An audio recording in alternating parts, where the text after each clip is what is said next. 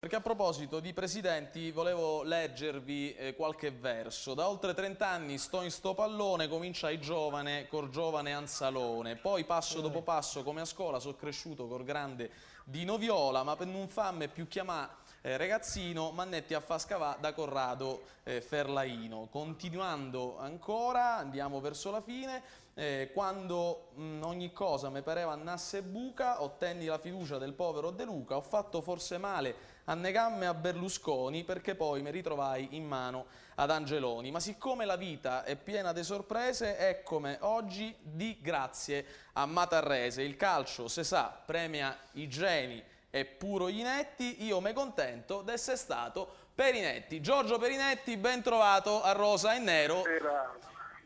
Bella poesia scritta da Giorgio Perinetti, lo possiamo dire. Ho saltato qualche strofa, però... Si vede che sei andato a scuola con Verdone, Giorgio. Ma sento voci da tanti amici, quindi saluti a tutti. Ciao Giorgio. Ciao. Ho saltato i presidenti, quelli insomma, D'Antoni, Ferrara, Polizzi, però Però ci insomma, arriviamo, il non succo credo. era questo. C'è questa ipocrisia dilagante nel mondo del calcio? Ma esiste, però anche se è un po' migliorata la situazione rispetto al passato, quando si parlava solo di frasi fatte o si diceva solo chi vinceva la tappa, si soleva dire mamma sono contento di essere arrivato prima. Però un po' lo vogliamo, no? Perché se uno esce dagli schemi o evita di dire banalità, poi ci sono pagine e pagine il giorno dopo.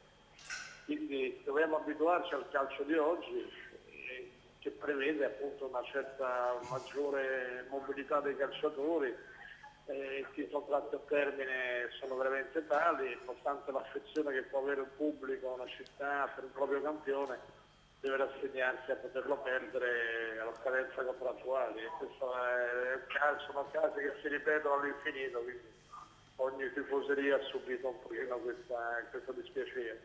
I giocatori cercano di difendersi cercando sempre di tenere lontano lo spettro della realtà, cioè quello che poi sono le sue decisioni future, e questo ferisce ancora di più. Però vorrei sapere cosa potrebbe dire un giocatore, avete fatto l'esempio di Simplicio, se dicesse sì, io poi sto bene a Palermo, adoro tifoseria, però non posso rinunciare a Roma, agli ingaggi della Roma, alle prospettive che mi dà Roma, quindi sarebbe forse trattato ancora peggio. Quindi è una cosa a cui ci stiamo abituando e che dobbiamo accettare. Perinetti, qualche rimpianto tra i presidenti tra i quali ha avuto di non aver lavorato con Zamparini?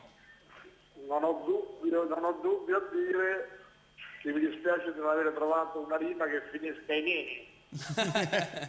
Salvatore, io credo che se stanno in certi posti alcuni giovani dirigenti vuol dire che la richiesta è quella ed è giusto che ci siano loro. Del resto ti devo dire così, una cosa che penso, io tanto faccio questa riflessione ovviamente perché è chiaro che uno che fa il mio lavoro lo fa, però dico, io ho avuto la fortuna tutto sommato che sono stato da giovane in grandi club tipo Roma, Napoli, e poi invece sono stato in età matura nei club più piccoli come Bari, Siena, cioè meno blasonati.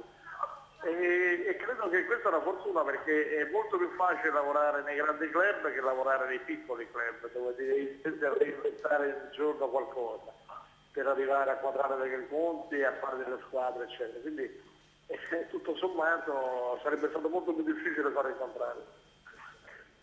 Ma sinceramente devo dire, per quanto riguarda il Palermo mi aspettavo quest'anno che potesse essere l'anno importante del Palermo, perché mi sembrava che la squadra è stata assolutamente costruita da Sabatini, dal Presidente, fosse una squadra che dava più certezza rispetto al passato, più quadrata, anche se sono dei giovani importanti, e su quale si è scommesso giustamente, però mi sembra una squadra costruita ancora con più attenzione rispetto al passato, quindi mi aspettavo che il Palermo potesse far bene. Chiaramente la ciliegina sulla torta è stata l'avvento di Elio Rossi, che ritengo oggi uno degli allenatori più preparati e migliori in assoluto del nostro calcio, perché sa creare calcio propositivo, calcio d'attacco, pur naturalmente rispettando i miei equilibri. E quindi credo che Delio Rossi sia stato proprio la persona che ha completato questa rosa, questa gara. Purtroppo per noi si arriviamo in un momento a questa partita dove il Bari non è esattamente al massimo della forma, abbiamo qualche problema, qualche infortunio e qualche giocatore non nelle condizioni eccellenti. Però ci contiamo di recuperare energie e dopo questa settimana di 3 partite che per noi è stata devastante e poi cercare di contrapporci appunto a una squadra che è micidiale nelle ultime partite, basti pensare che ha fatto 3 gol con un attacco e poi altri 3 gol con un altro attacco, quindi è una squadra importante. Ma sai, questo credo che sia, hai fatto bene a dirlo, credo che sia doveroso ricordarlo, cioè alla fine è chiaro che nel nostro calcio così diviso dal solco dei contributi televisivi tra grandi e piccole, però insomma la competenza, la passione, l'attenzione può in qualche modo ridurre un pochino il gap, se no appunto noi non saremmo riusciti a tenere testa all'Inter che poi vince il derby, no? Non nel vantaggio e essendo recuperati solo nel finale, però dando credo una lezione di calcio. E quindi questo è importante, bisogna avere idee, bisogna avere il coraggio di portarla avanti, una società che te le fa fare, l'entusiasmo di una piazza e come ricordavi tu, può ricordare quello a Palermo al primo anno di A. Certo noi poi abbiamo fatto tutte scommesse, se andiamo a vedere gli unici 2 giocatori che conoscono la A bene sono Almirone e Donati, poi tutto il resto è gente che ha frequentato più la B che la A e abbiamo dovuto fare questo per poter fare una squadra. Abbiamo vinto tante scommesse, sappiamo che adesso da qui alla fine sarà molto più dura perché la seconda parte del campionato è sempre più difficile, però credo che abbiamo dimostrato di poter reggere il confronto con l'A e affacciarsi, magari se riusciamo a salvarci quest'anno, al prossimo anno avere anche noi la nostra fetta di riconoscimenti anche economici da parte appunto dei diritti televisivi che potranno aiutarci a fare squadre proprio competitive. Piccoli è un grande calciatore, è una grande attaccante, più all'Eccese, quindi ha un periodo di risentimento ancora più acceso nei confronti del Bari, quindi un altro problema più che ci si aggiunge, però io con tutto rispetto a Miccoli è molto bravo, però temo proprio la coralità della manovra del Palermo che si sta veramente dimostrando la squadra forse più in forma del momento e quindi siamo molto preoccupati per questa partita.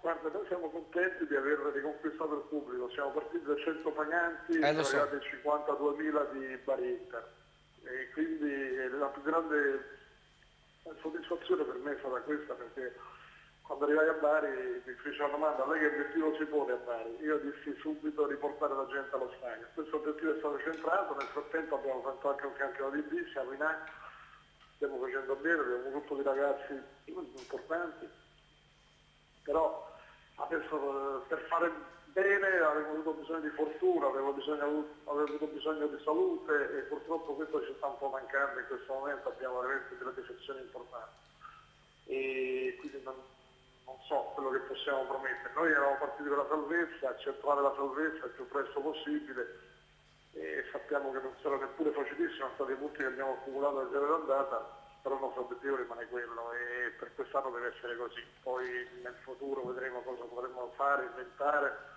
sulla scorta di questa esperienza, di questo entusiasmo che chiaramente ha ripreso i tifosi baresi. Rivas o Greco? Rivas? O Greco? Non l'ho capito, Rivas? Manca Meggiorini, no? Ah sì, si giocherà? Beh, non lo so.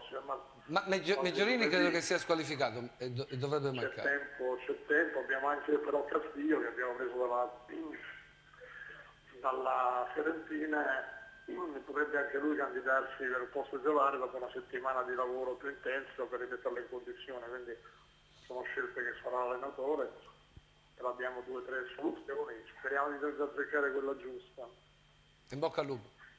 In bocca al lupo a Giorgio Perinetti, complimenti per la stagione. Vorrei fare veramente in bocca al lupo al Palermo perché c'entri un traguardo prestigioso, credo che non lo voglio nominare perché non porta bene nominare le cose importantissime, però il Palermo di quest'anno se la potrà giocare credo fino in fondo per veramente coronare tutto il lavoro di quest'anno della società per un traguardo prestigioso da regalare alla città di Palermo. Io me l'auguro di cuore perché senza paura di essere smentito ho detto la maglia del Palermo per me è una seconda pelle, è la squadra per la quale ho sofferto di più, ho lavorato di più e forse è quella che paradossalmente mi ha dato meno soddisfazioni in percentuale, ma me ne ha date sul piano proprio pratico sinceramente. Dal punto di vista però morale è un tesoro di affetti che porto sempre con me.